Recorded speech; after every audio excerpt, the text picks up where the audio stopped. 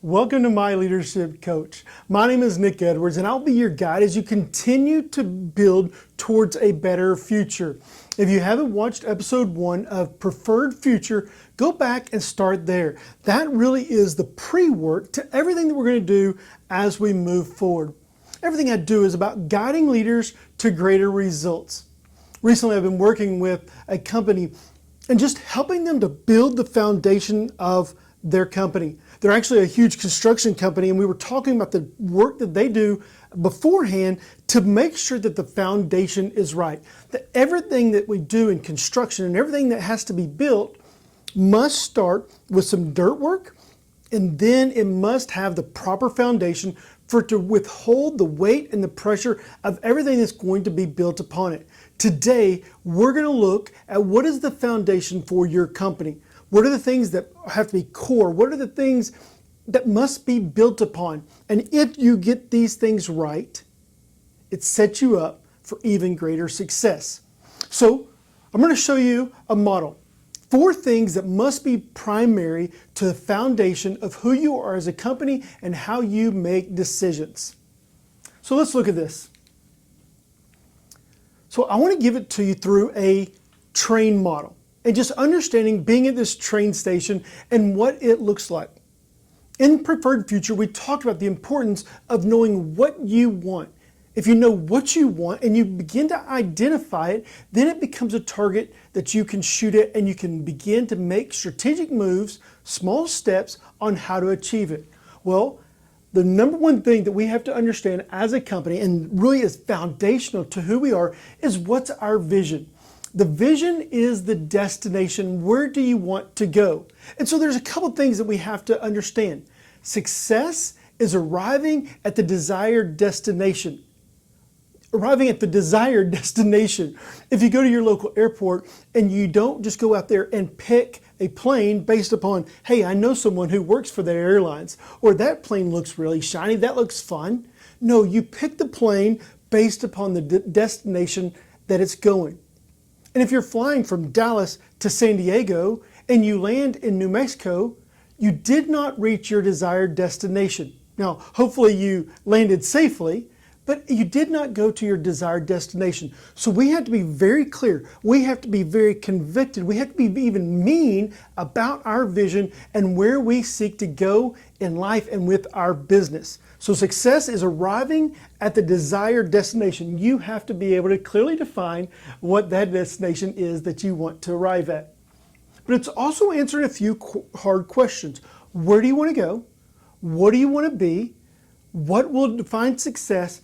And why is this important to you? Those are all things that we begin to lay the foundation for when we talked about your preferred future. What do you want?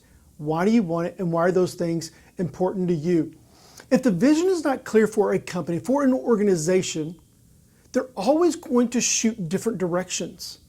The vision has to be clear. It has to be desirable. It has to be memorable and repeatable. It has to be something that you long to achieve and that makes your focus very easy. If I take off my glasses, my vision becomes very blurry. I barely can even see the camera at this point. I have to have very clear vision if I'm ever going to be successful in life. And the more I see clearly, the more clear your vision is for where you want to go and what you want to achieve, the more likely you are to achieve those results. So that's the vision. We've talked a little bit about that. We've talked about what do you want, why do you want it. This has to be so central to who you are. Does everyone know your vision? Can everyone in the company repeat what the vision is for the company? And if they don't, maybe you haven't communicated it clearly yet. The second part we have to see is the mission. So if the vision is where we're going, the mission is how we are getting there. The mission is the strategy part.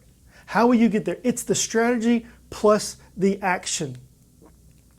Mission has to be defined in this, both short-term and long-term. We will accomplish X. What do you seek to accomplish?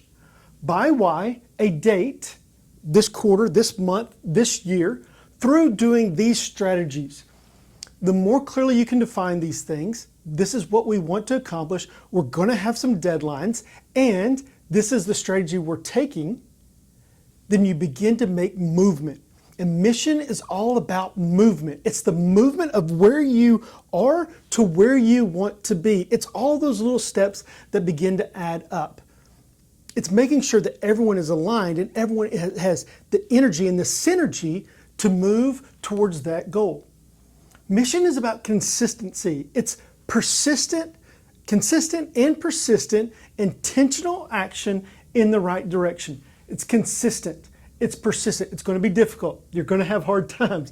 There are going to be things in your business that you cannot foresee and understand. You can't understand when a financial collapse is going to happen in the market. You may not be able to understand a natural disaster that's going to happen, but you have to be consistent and you have to be persistent with intentional action. Intentional. It can't just be random shooting. It has to be intentional. This is where we're going, in the right direction. Consistency and persistency is so important. Here's what happens with consistency. Most people say, if I just do these little things, I'm not sure it makes a big difference. But 24 minutes a day, 5 days a week, 50 weeks a year, that's taking your weekends off, that's taking your 2 weeks of vacation. If you devote anything, 24 minutes a day, 5 days a week, 50 weeks a year, it equals 100 hours per year. That's 2.5 40-hour work weeks by just being consistent. Then you take this further. So you take it to an hour, 60 minutes, 5 days a week, 50 weeks. That's 250 hours in a year. That's 6 weeks, 6 40-hour work weeks that you've intentionally devoted to both your personal and your professional growth. Consistency goes a long ways. Consistent and persistent. Keep going in the intentional direction. So if your vision is where we're going and the mission is how we're going to get there, the train rails, the rails that guide the train are your core values. If you leave your core values, everything goes downhill very quickly. Your core values must be unique to you. It can't be integrity and hard work. Those are buzzwords that everyone wants to use. We want to talk about transparency and all these things, but it has to be unique to who you are as a company, and it has to be unique to what you really believe is the most important thing. These are the things that you will fire over and hire over. Your core values are the things that will guide you in your decision making. They take care of you and protect you. There are 3 to 5 guiding principles that define how you make decisions. It's more than just some buzzwords. They are the things that protect you and guide you and lead you towards that destination. You have to be on the right tracks to arrive at your desired destination. So what happens when you fail to follow your own core values?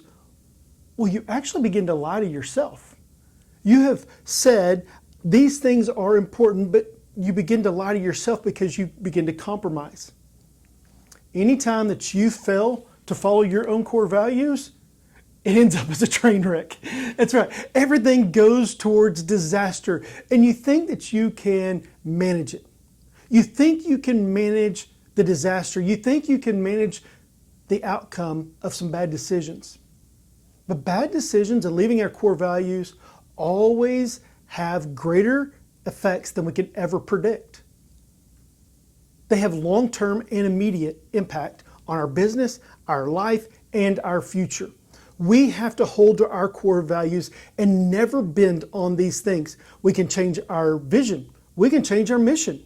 We can change where we want to go and how we want to get there. But our core values must be true to who we are throughout the entire process, for the entire life of our company.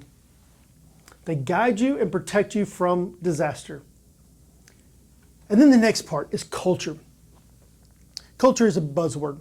It's a big buzzword that we want to talk about, and whether it's a football culture or an athletics culture, it's a culture of a certain genre of people.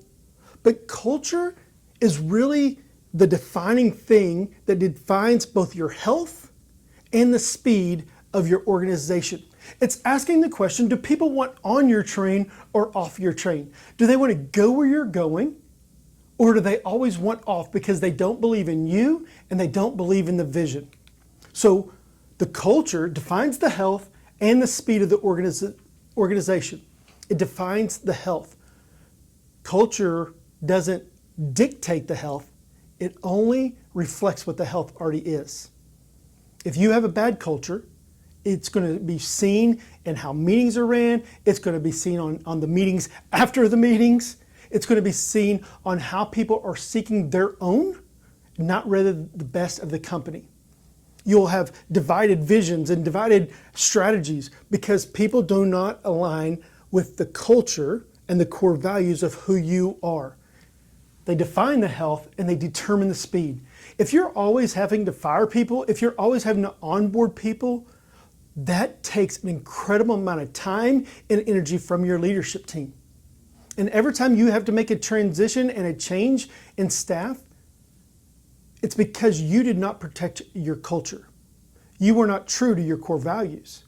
So the truer you are to your core values and the more you protect the culture of this is who we want to be, this is who we're going to be, you begin to move faster and faster and faster. And you have people that say, I want on that train because I believe in where you're going. I want to be a part of this story. I want to be part of this journey. I want to go where you are going. It defines the health and the speed. And your culture is how you use your people plus your systems to get results. Now we're going to talk more about this. People plus systems equals results. And I'm just going to tease it out for you a little bit here. Of these three components, which one is the most important? Come on, go ahead. Write it down right there in front of you. Which one of these do you think is the most important component? People, systems, results. You know, most people will say people are the most important thing. You've got to have good people on your team to get to that desired destination. A lot of people say systems because you've got to create the systems in order to protect the people and to move them forward. But it all comes back to the results. The results is the most important thing. The results is the vision. The results is where do you want to go? And the more clearly you can define this is where we're going to go, you begin to recruit the right people to put them in a system that leads you there. Now, I love telling this story. Maybe you're a Cowboy fan, maybe you're not. A lot of Cowboy fans were saying, we're losing right now, and we don't like our team, and Jerry Jones just shouldn't be the general manager and the owner and every other part. See, the problem is we don't understand his game. For 2024 football season, the top 5 highest viewed football games in the NFL last year were all Dallas Cowboy games. They were horrible. I'm not a Cowboys fan, so I love throwing fuel on our Cowboy fans out there. They were horrible. But they had the 5 highest viewed games. They're selling jerseys. They're selling out stadiums. Is Jerry winning? Jerry's winning. Jerry is the most lucrative owner in all of sports. He continues to build a dynasty. It's just not a winning dynasty. It's not a Super Bowl dynasty. It's a dynasty to get the results that he wants. It's why they're called America's team, even though they're horrible. He has defined the results different than most people have. If you don't define your results, people will make assumptions on where you're going and what you want to accomplish. And anytime people assume where they're going, it will not be your destination. So you get to define it. You get to define your destination. You get to define your vision and the strategy for how you're going to get there. You get to hold fast to your core values and build a team, build a culture that continues to exceed expectations year after year after year. Protect your culture, define your vision, and continue to achieve even greater results. If this is helpful and you want to begin thinking through how do I begin to implement this in my business and my company, let's schedule a call and talk very soon. There's a link right below. Click that link. Let's schedule a call soon.